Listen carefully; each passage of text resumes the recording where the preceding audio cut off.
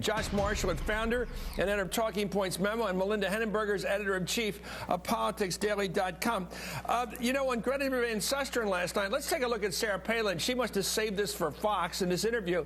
They're talking about the Sputnik moment that President Obama talked about, which everybody remembers, which was, if not remembers, heard about, where the United States got off its butt when we realized the Soviets had gotten out there with the first satellite. Here's her answer. Governor, last night there was a lot of discussion about the Sputnik moment that the president talked about. Do you agree with him? Do you feel is this our moment?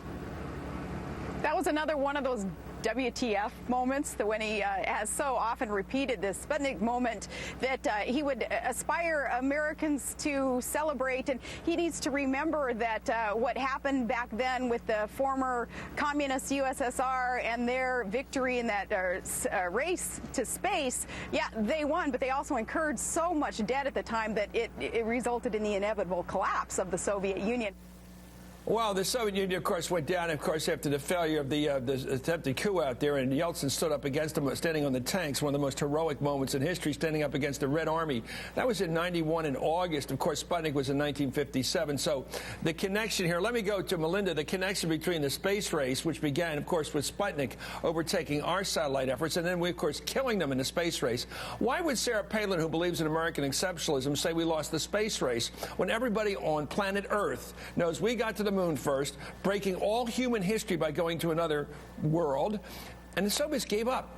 They gave up. They said, Uncle, we can't do what you guys are doing. And then 40-some years later, they of course, went bottom up economically. What is she talking about? And who's writing this garbage for her? Who puts it in her head?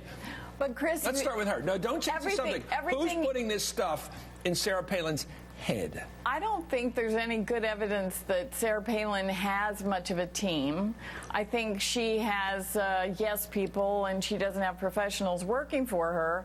But anything Barack Obama says, of course, she's going to say is absolutely the opposite of reality. But the thing that I was very offended hearing her talk about the WTF moment. Well, that's kind of high school. That's or seventh grade. That's so disrespectful of the office that I don't think she's even serious about wanting to run for the presidency.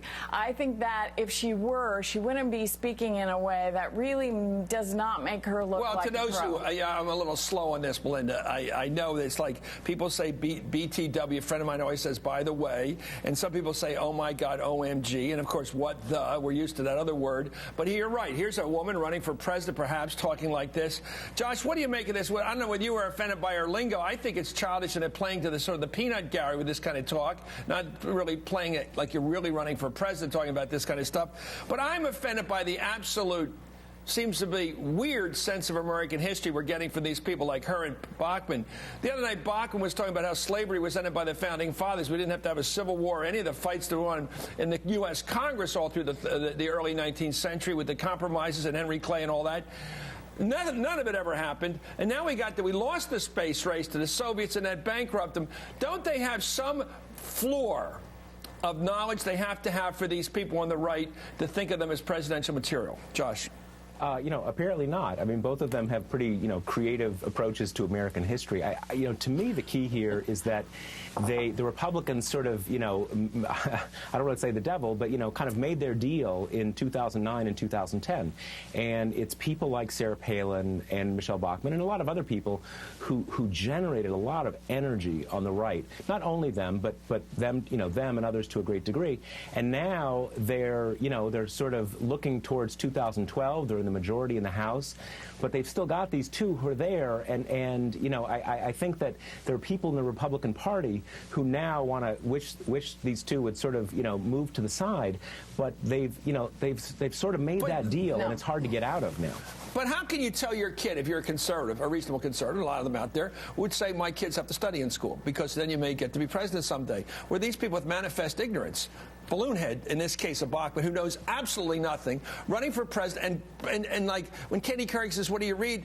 they make that into an insult. What are you talking about? What I don't have to read anything. I know. I read the Old Testament. I read the Founding Fathers. And it turns out they don't even read the Bible. They certainly don't read the Constitution.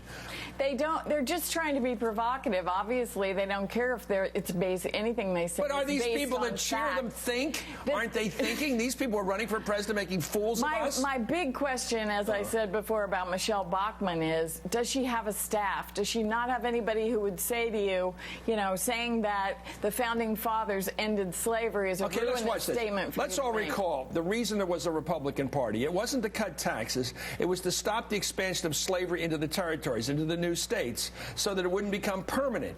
They wanted to eventually get rid of it. And they knew if they got all the new states becoming slave, they'd never get rid of it constitutionally, because it takes 3/4 of the state to amend the Constitution and end slavery, which is in the Constitution, 3/5 of a person. Here's Michelle Bachmann ignoring that whole sweep of 100 years of American history the other night, getting her not even facts. Let's not call facts in any way related to Michelle Bachmann. Here she is. Let's listen. We know there was slavery that was still tolerated when the nation began. We know that was an evil, and it was a scourge and a blot and a stain upon our history.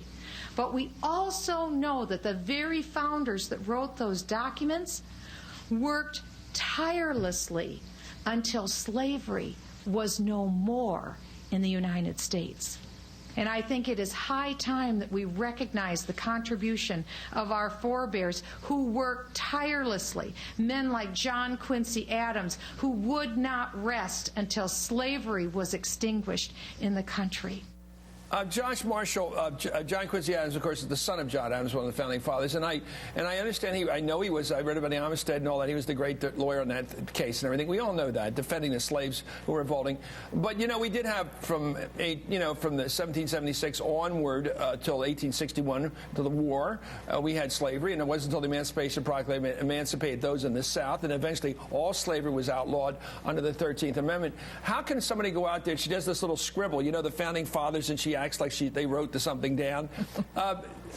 She mispronounces words like you'd get wrong, like scourge and Iwo Jima or something she said the other night. It's like she's never said these words before. So somebody's writing words that she's never pronounced before. Somebody's putting this stuff in Bachmann's face and saying, read this, and not even saying it's scourge, not scourge. It's Iwo Jima. As every grade school kid in America knows, it's Iwo Jima. We've always heard it. But if you've never pronounced it before and never said it before, you say something like Iwo Jima or something on here. A friend of mine emailed me immediately and said, this person's incredible. So I don't want to go crazy about this, but it is insane that a political party would consider people like this for president. It's insane. Your thoughts? Look, they're both pretty ignorant. How can you not get upset about it? You're so calm and you're so calm. I don't know why people, and this is unusual. Can I tell you why? Tell me why, Melinda. I want to hear Melinda, because we had Barry Goldwater, we had William F. Buckley, we had Bob Taft. They're not being considered for president. Oh, you're not paying attention. Further, they make the Republicans who actually are serious contenders for the presidency look more serious by comparison. These are the only people that get those Republican people out of their seats cheering. Sarah Palin. Cheering and presidential, two different things. Why do people cheer these people like messiahs? Please, Josh. Look, I think there's definitely something to what Melinda's saying, but to me the key is that, yes, I'm sure there are a lot of Republicans who would like to usher these two off the stage. They're very ignorant. They say just a lot of crazy stuff, but they were saying this stuff in 2009 and last year. I think the key is that it's very clear that Sarah Palin, it's a relatively small minority of people in the country who are really into her, but it's a substantial chunk of the Republican Party. And the key to me is that, going to your point, Chris, there's no one else in the Republican Party who can basically usher her away. She has too much support in the GOP. Well, you have another thought here, because, Linda, I have a thought, and that is this. You do. A lot of people have made it in American politics and made us look up to them who weren't geniuses, and I mean, like, not super IQs. Bobby Kennedy, a smart guy, but probably not a genius, would study very hard, have people around him all the time out to his house at Hickory Hill, learning. As Arthur Schlesinger said, politics is a learning profession. Jack Kennedy, from the time he was a kid, I'm working on this project, would not only read everything, but sit back after he'd read the New York Times every day in high school, and he'd try to remember what he'd just studied and get it into his mind, so he'd learn how to learn. These people are mocking that. They're saying you don't have to know anything. You can tell Katie Couric I can't think of anything I read. Somehow ignorance is bliss. No nothingism, though, is that we have a long history of that in our country too, and of this populism that actually admires this complete not knowing anything. Yes, but well, I don't think that they're presidential, and I don't think they're trying. Okay, we'll see. I think we'll all be in Tampa, you and I and Josh. We'll be down there watching those people, cheering these people like mad, and being very upset that one of these full mooners didn't get the nomination. Do these women not make Tim Pawlenty and Mitt Romney look ever more serious and reasonable? I'm afraid they make them look boring. Anyway, thank you. I haven't heard the name Mitch Daniels in a while, and I haven't heard the name Jeb Bush in a while. About 4 or 5 weeks of Barack Obama going up has made them think it's time to go wacko time. Anyway, thank you, Josh Marshall. You have a very lugubrious, what's the right word? Mellifluous voice, Josh. I wish I had that solemnity occasion. Thank you. Melinda, as always.